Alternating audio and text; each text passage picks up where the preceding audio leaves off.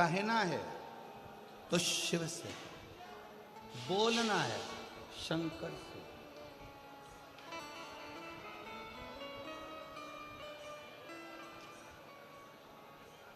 बैसाख का महीना चल रहा है। शंकर के शिवालय में जाओ। शिव के शिवालय में 3 स्थानों का स्पर्श अवश्य जरूर।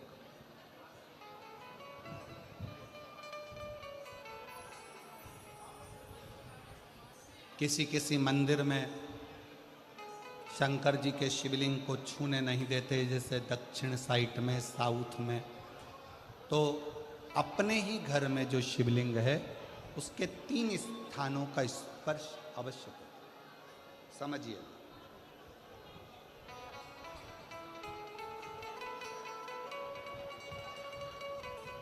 पहला शंकर भगवान के जहाँ से जल बहता है उस स्थान, ये जलाधारी है, जल बहता है, ये शिवलिंग है।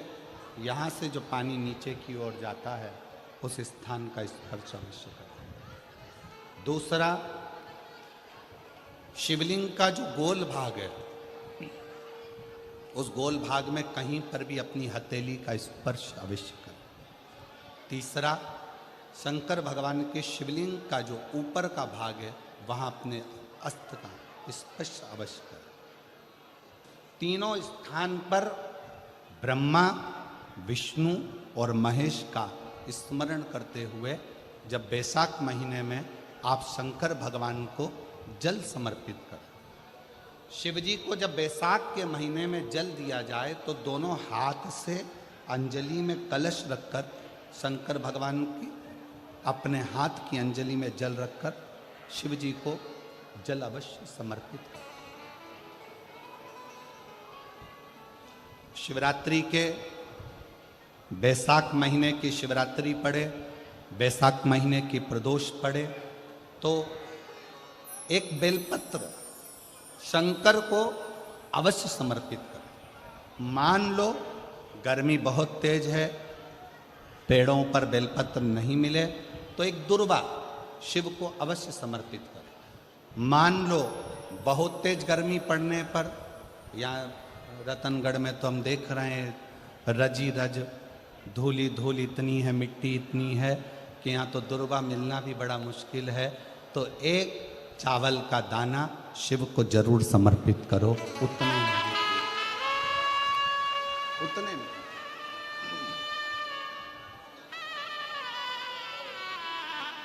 और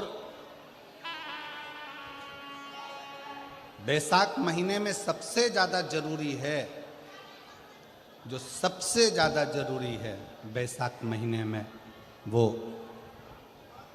जलाशय अर्थात अपने घर के नज़दीक में कोई पानी का स्थान हो, जलाशय हो, वहाँ का जल शिव को समर्पित करना, या शिव के नंदी के पास में। और हम तो कहेंगे शंकर का नंदी केवल मंदिर में मत देखो, आपके घर के आसपास में हमारे मारवाड़ की पहले की रीति रही है। राजस्थान में बहुत सालों पहले, जब लगभग 19 से 20 साल पहले हम फलोदी में आए थे, 20 साल पहले।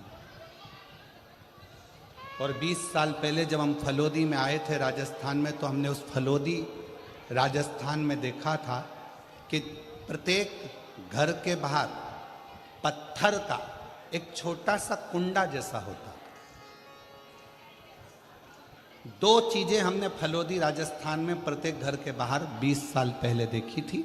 एक इतना बड़ा कुंडा पत्थर का जिसमें लोग भोजन रख देते हैं, और एक बड़ा सारा कुंडा जिसमें लोग पानी भर देते हैं, जिससे चिड़िया, पशु, पक्षी, गौ माता सब उस पानी को पीती रहे और आपका और हमारा कल्याण होता रहे। इस भाव से रखा प्रयास करो। शिव जी को तो जल समर्पित करो,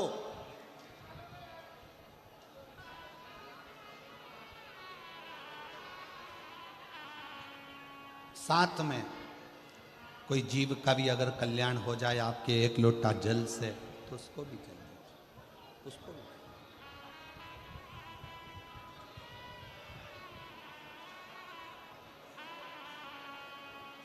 शंकर भगवान, भगवान ओघड़दानी शिव, जिनका चढ़ा हुआ जल केवल मात्र स्पर्श, आचमन, दर्शन आपका और हमारा कल्याण कर देता। शिव महापुराण का एक बहुत सुंदर संवाद है। काशी प्रदेश में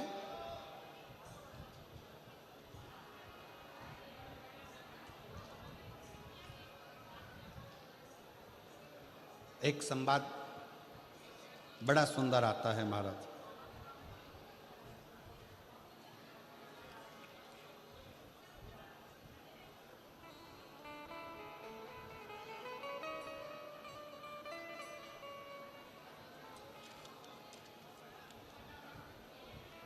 सिंहपुर प्रदेश में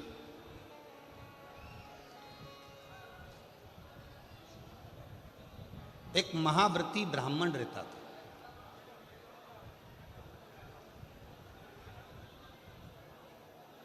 शिव जी का बड़ा उपासक था, शंकर का बड़ा भक्त था।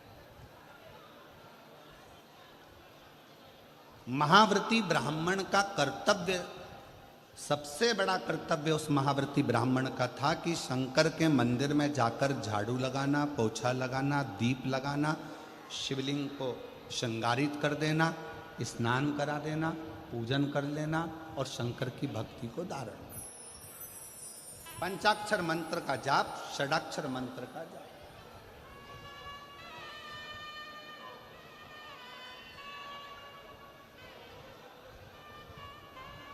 पूरे सिंहपुर में, पूरे प्रदेश में इस महाव्रती ब्राह्मण की चर्चा थी, पूरे प्रदेश में। सब इसको जानते थे, शंकर का भक्त, शंकर का भक्त, शंकर का भक्त, शिव भक्त, शिव भक्त कहकर इसको पुकारते। पर इसकी पत्नी और इसकी लड़की, एक बेटी थी, पत्नी थी, दोनों इतनी सुंदर, इतनी सुंदर कि देवलोक की अप्सराएं भी उनके सामने फीकी रही।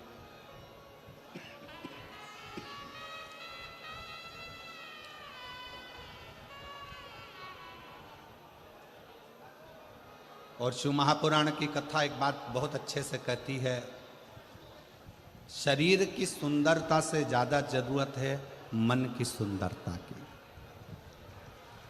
मन की,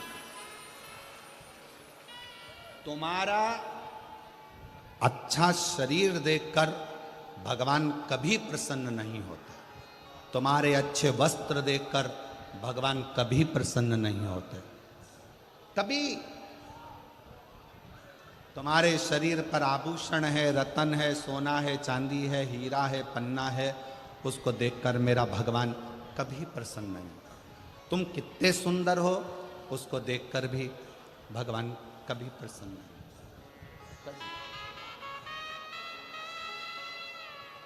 ईश्वर कब प्रसन्न होता है?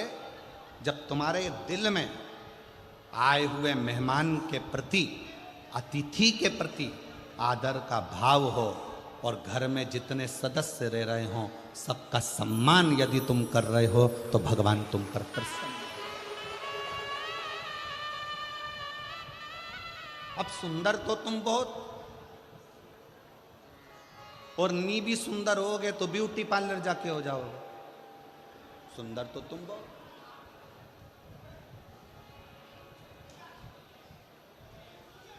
अब मालूम पड़े तुम्हारा चेहरा सुंदर है, तुम्हारा तन सुंदर है, तुम दिखने में सुंदर हो, और मालूम पड़े तुम्हारा जो मन है, तुम्हारा जो हृदय है, तुम्हारा जो मन है, मालूम पड़े वो व्यर्थ चर्चाओं में, ईश्वर की भक्ति में।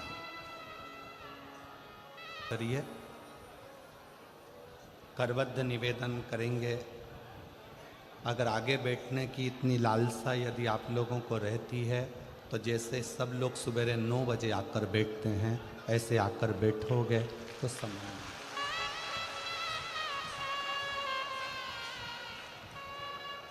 कथा केवल लाहौटी जी की नहीं, पूरा रतनगढ़ के एक एक बच्चे बच्चे की यह कथा है और रतनगढ़ की यह कथा।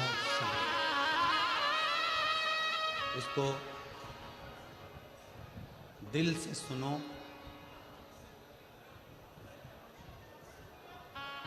हमारे शरीर में 2 दिन से बुखार है और 2 दिन से गले में इन्फेक्शन है।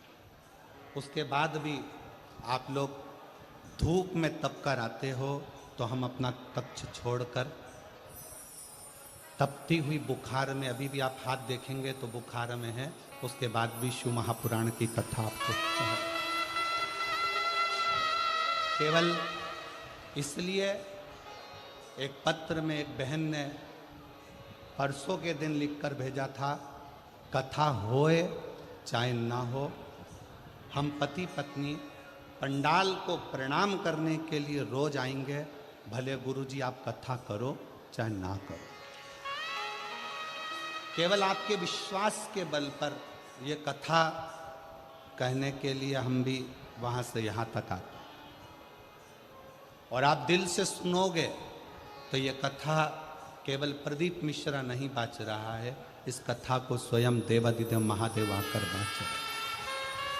हृदय से दिल से श्रवण करो।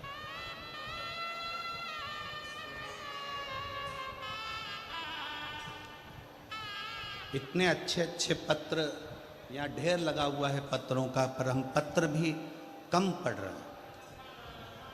क्यों? राजस्थान में कथा कम होती है। अगर इन लोगों को दिल से मिल गई और इनकी झोली भर गई तो अगली कथा में 1 मई को पत्र पढ़ लेंगे। इसमें कोई हृदय से सुनो, ये वो अमृत है